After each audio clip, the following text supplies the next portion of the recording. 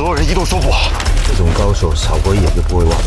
疑犯很可能已经改变造型。哥说， कहानी की शुरुआत मकाऊ से होती है, जहां शियांग पुलिस के सिस्टम को हैक कर उनकी निगरानी फुटेज के साथ छेड़छाड़ करता है। वहीं ड्यूटी पर तैनात एक ऑफिसर अपनी स्क्रीन पर थोड़ा सा धुंधलापन देखता है, लेकिन वह कुछ ही सेकंड में गायब हो जाता है, इसलिए वो इसे मामूली समझकर नजरअंदाज कर देता है। तभी अचानक अलार्म बज उठा और पुलिस को पता चला कि एक बेहद अहम बैंक में चोरी हो चुकी है। बिना देर किए पुलिस ने अपनी बेहतरीन टीम भेजी और साथ ही AI सर्विलांस सिस्टम स्पाइस को भी चालू कर दिया। इसके बाद ये सिस्टम पूरे शहर के हर कैमरे को चेक कर चोरों की कार को ट्रैक कर लेता है, जिनके हाथ अजीब तरह से खाली दिखाई दे रहे थे। जब पुलिस की गाड़ियां उस जगह पहुंची तो उन्हें पूरी सड़क खाली मिली। तब स्टेशन में बैठे ऑफिसर्स को समझ आया कि उनके कंप्यूटर में फर्जी फुटेज डाली गई थी और चोर पहले ही भाग चुके हैं। अगले दिन पुलिस को पता चला कि सिर्फ एक ही तिजोरी लूटी गई थी, जो एक अमीर बिजनेसमैन की थी।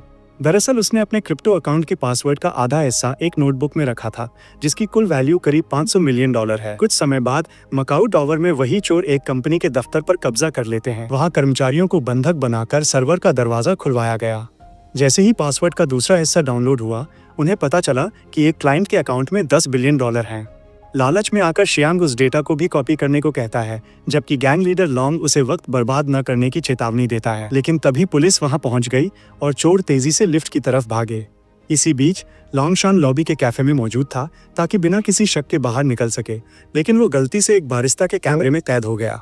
जैसे ही गैंग लिफ्ट से बाहर आई, पुलिस ने उन्हें घेर लिया और एक जबरदस्त लड़ाई शुरू हो गई। हाथापाई के दौरान चोरों ने कैप्टन याओले को बंधक बना लिया और उसे लेकर वापस लिफ्ट में भाग गए। इसके बाद लिफ्ट में याओले चोरों से अकेले लड़ने की कोशिश करता है, लेकिन वे उसे रेलिंग से हथकड़ी लगाकर काबू में कर लेते हैं। चोर टावर की छत पर पहुंचे और पैराशूट की मदद से नीचे कूदकर फरार हो गए। मजबूरी में याओले को एक लटकी हुई महिला की जान बचाने के लिए वहीं रुकना पड़ा। तब याओले एक बंजी जंपर की मदद से सुरक्षित नीचे उतरा और होटल में चोरों की तलाश शुरू की। दूसरी तरफ जब चोर एक होटल की छत पर लैंड हुए तो वहां पहले से मौजूद पुलिस टीम पर हमला कर उन्होंने अपने कपड़े बदल लिए। वहीं जांग सर्विलांस सिस्टम को पूरी तरह बंद कर देता है ताकि स्पाइस उन्हें ट्रैक न कर सके। तभी याओले ने शियाओ सिन को उसकी ईयररिंग से पहचान लिया और उसके पीछे दौड़ा, लेकिन शियाओ सिन भेष बदलकर पुलिस को चकमा देने में कामयाब हो गया। उसी दौरान होटल की लॉबी में एक लाइट इवेंट चल रहा होता है, जिसका फायदा उठाकर बाकी चोर खुद को सिक्योरिटी बताकर भीड़ में घुल मिल गए। जैसे ही पुलिस वहां पहुंची, चोर डेकोरेशन वाले गड्ढे में कूद गए और प्लेटफॉर्म के नीचे से रेंगते हुए फरार हो गए। इसके बाद पुलिस स्टेशन में माहौल पूरी तरह बिगड़ जाता है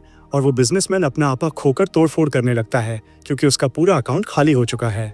टीम बैठकर आगे की रणनीति पर चर्चा करती है और इंस्पेक्टर जुमई सुझाव देती है कि उन्हें अपने पुराने रिटायर्ड बॉस को वापस लाना चाहिए। लेकिन तभी याओले कहता है कि एक बूढ़ा आदमी AI ट्रैकिंग और आधुनिक तकनीक से कैसे निपटेगा। इस पर जुमई उसे याद दिलाती है कि स्पाइस अब बेकार हो चुका है क्योंकि सिस्टम हैक हो गया है। तब उसे एहसास होता है कि अब उन्हें एक ऐसे इंसान की जरूरत है जो पुराने और अनुभवी तरीके से पुलिस का काम करना जानता हो। अब ऑफिसर्स जिन शियो और चुओ को लेजेंडरी एजेंट वोंग को ढूंढने के लिए भेजा जाता है। वहीं वोंग की फाइल उसकी शानदार उपलब्धियों से भरी होती है।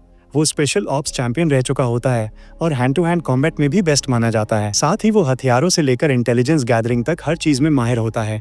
हालांकि उसके करियर की एक बड़ी गलती ये रही थी कि एक मिशन में गलती से उसका पार्टनर मारा गया था। इसके बाद जब दोनों एक शांत मोहल्ले में पहुंचते हैं तो उन्हें हैरानी होती है कि वोंग आराम से कुत्ते टहला रहा है। तभी चुओ उसका पीछा करते हुए एक कैफे तक पहुंचती है और खुद को स्टूडेंट बताने की कोशिश करती है, मगर वोंग खुद उसकी टेबल पर बैठ जाता है और बता देता है कि उसने पूरे दिन चुओ और जिन शियो दोनों को फॉलो करते हुए देख लिया था। इतना ही नहीं, उसे चुओ का नाम भी पता होता है। तभी सच्चाई सामने आती है कि चुओ उसके मर चुके सबसे अच्छे दोस्त की बेटी है और दोनों की मुलाकात बचपन के बाद पहली बार हो रही है। वोंग उसे उसके पिता का बैज नंबर संभालने पर बधाई देता है। हैरानी की बात ये होती है कि वो जिन शियो का बैज भी बिना बताए चुरा चुका होता है। इसके बाद वोंग पुलिस स्टेशन पहुंचकर बॉडी कैम और होटल से मिली सारी फुटेज देखता है। कुछ ही मिनटों में वो सभी चोरों को पहचान लेता है, क्योंकि वे बार बार कैमरों की तरफ देख रहे थे ताकि ये पक्का कर सकें कि कैमरे चालू हैं या नहीं। उधर दूसरी तरफ गैंग के ठिकाने पर लॉन्गशान गुस्से में जैंग को पीटने लगता है, क्योंकि उसकी वजह से वे लगभग पकड़े ही गए थे। जब शियाओ सिन उसे बचाने की कोशिश करता है तो लॉन्गशान उसे भी मार देता है, क्योंकि सालों तक साए में रहने के बाद अब वो कैमरे में आ चुका था। हालात इतने बिगड़ जाते हैं कि लांग चाकू निकाल लेता है और आखिरकार पूरी गैंग मिलकर उसे शांत कराती है। इसी दौरान वोंग सारे स्क्रीनशॉट्स जोड़कर नोटिस करता है कि एक आदमी लंबा कोट पहनकर हर जगह दिखाई दे रहा है। तभी पुलिस को बारिस्ता द्वारा ली गई तस्वीर मिलती है और कंफर्म हो जाता है कि वो आदमी भी गैंग का हिस्सा है। वोंग को याद आता है एक पूर्व एजेंट जिसका नाम शैडो था, जो युद्ध के समय एलीट असैसिनेशन स्क्वाड में रहा था। उसने 80 के दशक में फोर्स छोड़ दी थी और 1999 में पूरी तरह गायब हो गया था। वोंग को शक होता है कि यही शैडो वापस लौटा है। इसके बाद वोंग सर्विलांस टीम बनाने की बात करता है, लेकिन जुमी बताती है कि स्पाइस की वजह से सर्विलांस यूनिट खत्म हो चुकी है। फिर भी वो इस केस के लिए इमरजेंसी स्क्वाड बनाने की इजाजत दे देती है। वहीं वोंग को शक होता है क्योंकि इतने कम समय में किसी को ट्रेन करना आसान नहीं होता। कुछ समय बाद जिम में चूहो ट्रेनिंग कर रही होती है, लेकिन बाकी पुलिस वाले उसका मजाक उड़ाते हैं और उसे छोटा व कमजोर बताते हैं। चूहो खुद को रोकने की कोशिश करती है, लेकिन आखिरकार फाइट हो जाती है और वो एक ऑफिसर को सबके सामने गिरा देती है। वोंग ये सब देख लेता है और अकेले में उसे बधाई देता है। कहता है कि अब लोगों की नजर में उसकी इज्जत बन गई है। शाम को वोंग छत पर बैठकर शराब पीता है और चूहो के पिता की मौत को याद करता है। वो मन ही मन वादा करता है कि वो उसकी बेटी का पूरा ख्याल रखेगा। अगले दिन वोंग अनाउंस करता है कि वो खुद सर्विलांस टीम को ट्रेन करेगा और चूहो भी टीम ज्वाइन कर लेती है। वोंग उन्हें सिखाता है कि कैसे बिना शक पैदा किए चलना है और हर छोटी से छोटी डिटेल याद रखनी है। पहले ही दिन टीम आम नागरिक बनकर सड़कों पर निकलती है, लेकिन वोंग चूहो को वैन में अपने साथ रखता है क्योंकि वो उसकी छिपी हुई इक्का होती है।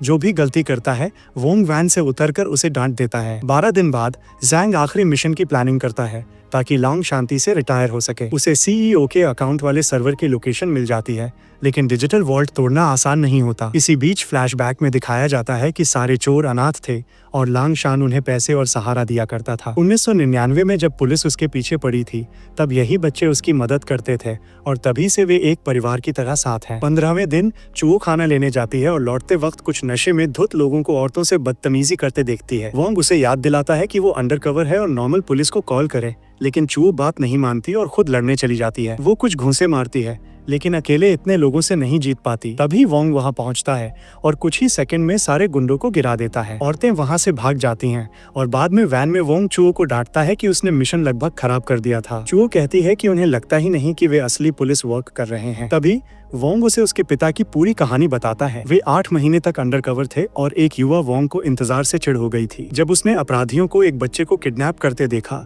तो उसने दखल दिया है। अब चूहो के पिता वोंग की मदद करने की कोशिश करते हैं, लेकिन किडनैपर्स भागने से पहले उन्हें गोली मार देते हैं।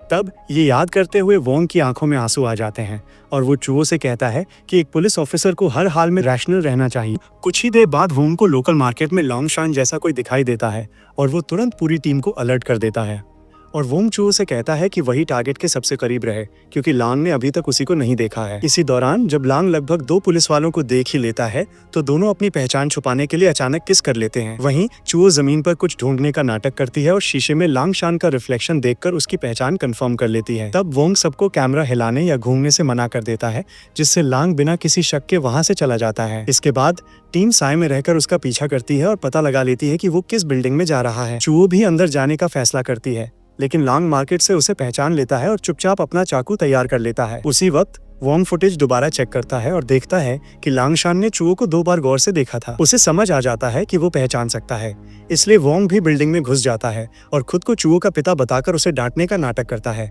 साथ ही उसका ईयरपीस निकाल देता है। फिर वोंग कैजुअली लॉन्ग शान से बात करता है और उसे एक सेब ऑफर करता है। उसी सेब में छिपे कैमरे से वो उसके चेहरे की साफ तस्वीर ले लेता है। एलिवेटर में उतरते वक्त सेब का टुकड़ा नीचे गिरा दिया जाता है, फिर भी लांग शान उन पर नजर बनाए रखता है। मजबूरी में वोंग पास के एक रैंडम अपार्टमेंट का ताला तोड़ देता है और दोनों अंदर घुस जाते हैं। अंदर रहने वाली औरत घबरा जाती है और वोंग को उसे चुप कराने के लिए पकड़ना पड़ता है। एप्पल कैमरा की मदद से टीम देख लेती है कि लांग शान 8वीं मंजिल पर जा रहा है। इसके बाद जिन शियो आगे बढ़कर उस फ्लोर पर हिडन कैमरे लगा देता है। जांच में पता चलता है कि लॉन्ग अपार्टमेंट 8002 में रहता है। अब पुलिस को अगला कदम साफ दिखने लगता है। कुछ समय बाद वोंग की टीम सामने वाली बिल्डिंग में अपार्टमेंट किराए पर लेती है ताकि दूर से निगरानी रख सके और लांग शान का कचरा भी चेक कर सके। उन्हें फटे हुए सुडोकू पजल्स मिलते हैं, लेकिन कोई भी सॉल्व नहीं होता।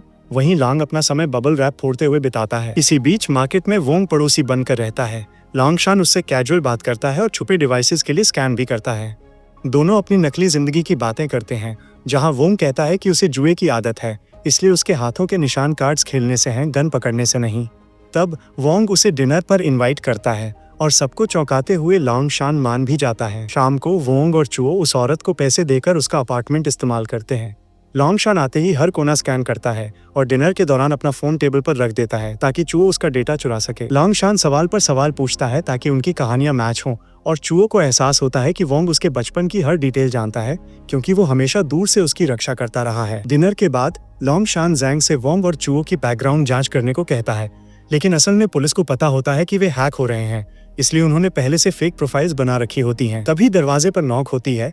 वोंग दरवाजा खोलता है और सामने जैंग का जुड़वा भाई शिवांग खड़ा होता है। तुरंत फाइट शुरू हो जाती है। वोंग उसे डिसआर्म कर देता है, लेकिन शिवांग दूसरी गन निकालकर फायरिंग शुरू कर देता है। जैंग स्क्रीन पर सब देख रहा होता है, लेकिन परेशान नहीं होता क्योंकि ये सब उसी की प्लानिंग का हिस्सा होता है। इस बीच जैंग डिनर के दौरान चुओ का फोन हैक कर चुका होता है और पुलिस स्टेशन के कैमरे तक पहुंच बना लेता है। बाहर वाली टीम को फेक फुटेज दिखाया जाता है और जब उन्हें शक होता है और वे अंदर दौड़ते हैं तो जैंग अपने भाई को पुलिस आने की खबर दे देता है। शिवांग फायरिंग करते हुए बालकनी और खिड़की से स्पेशल केबल्स की मदद से फरार हो जाता है। अगले दिन सर्विलांस टीम दोबारा सड़क पर लौटती है और बाकी पुलिस वाले लॉन्गशान के अपार्टमेंट की तलाशी लेते हैं।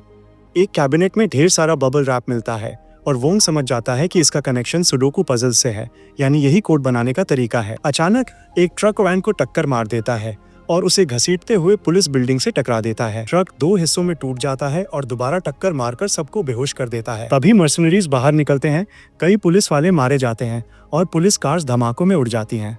तुरंत जुमी समझ जाती है कि ये डिस्ट्रैक्शन है और सड़क पर ही लांगशान को ढूंढते रहने का आदेश देती है। चुओ होश में आती है, वोंग को वैन से बाहर निकालती है और गन उठाकर फाइट में कूद पड़ती है। अपनी शानदार एम से वो कई मर्सनरीज को गिरा देती है। तब वोंग भी होश में आ जाता है। तब वोंग ने खुलासा किया कि सुडोकू पजल्स असल में ब्रेल लिपि थी, जिसे लॉन्ग ने बबल रैप के जरिए डिकोड किया था। इसके बाद बाकी मर्सनरीज पुलिस स्टेशन के अंदर घुसकर कमरों को बम से उड़ाने लगे। इसी बीच सर्विलांस टीम एक पुराने अनाथालय में लॉन्ग को ढूंढ निकालती है, लेकिन जैसे ही जुमई निर्देश देने वाली होती है, पुलिस बिल्डिंग की बिजली कट गई और सारा संपर्क टूट गया।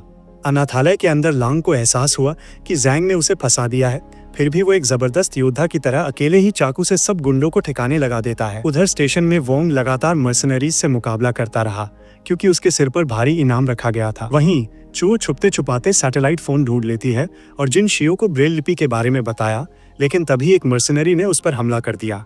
जबरदस्त फाइट के बाद चुओ ने उसे खिड़की से बाहर फेंक दिया और बैकअप पहुंचते ही वो जंग खत्म हो गई। तभी अनाथालय में शिवांग पहुंचता है और बताता है कि ये सब उसी का प्लान था। लांग और शिवांग के बीच खूनी संघर्ष शुरू हुआ और दोनों खिड़की से नीचे गिर गए। शिवांग के पेट में चाकू घुसा था, फिर भी लांग ने उसका गला दबा दिया और अंत में उसे मौत के घाट उतार दिया। इसके बाद पुलिस अनाथालय को घेर लेती है और हार मानकर रोता हुआ जैंग बम धमाका कर देता है। जुमई ने बताया कि उसने सारा पैसा पुलिस सर्वर में डाल दिया था, लेकिन सेफ की जांच करने पर वो खाली निकला। असल में चोर पुलिस का भेष बदलकर बैकअप टीम के साथ अंदर घुसे थे और सारा माल लूट ले गए थे। मलबे से लांग जिंदा बाहर आया और पुलिस के सामने सरेंडर कर दिया। तब स्टेशन में स्पाई सिस्टम दोबारा चालू हुआ और चोरों की वैन ट्रैक कर ली गई। इसी बीच वोंग लॉन्ड्री रूम में जैंग से भिड़ गया, जहां 2 चोरों ने मिलकर वोंग पर हमला किया और उसे मुश्किल में डाल दिया। ट्रेन स्टेशन में जिन शियो जैंग का पीछा करता है, लेकिन लॉन्गशान अचानक उसे चाकू मार देता है। तब लॉन्ग ने जैंग को पकड़कर उसे कई बार चाकू मारा और मरने से पहले उससे क्रिप्टो पासवर्ड उगलवा लिया। जब चुओ वहां पहुंची तो उसने देखा कि जिन शियो की मौत हो चुकी है। अंत में एक टी हाउस में वोंग और लॉन्गशान के बीच आखिरी और सबसे खतरनाक मुकाबला हुआ, जहां चुओ की मदद से लॉन्गशान पकड़ा गया। जब सब जीत की खुशी मना रहे थे, तभी कहानी में एक चौंकाने वाला मोड़ आया। पता चला कि जांग और शिवांग का एक तीसरा जुड़वा भाई भी है, जिसे विदेश में गोद दिया गया था। उसने पासवर्ड के जरिए सारा पैसा निकाल लिया और वोंग, चुओ और लांग पर करोड़ों का इनाम रख दिया। दोस्तों, मूवी यहीं खत्म होती है। अगर आपको ये वीडियो पसंद आया तो कमेंट जरूर करें, सब्सक्राइब करना मत भूलिए। मिलते हैं नेक्स्ट वीडियो।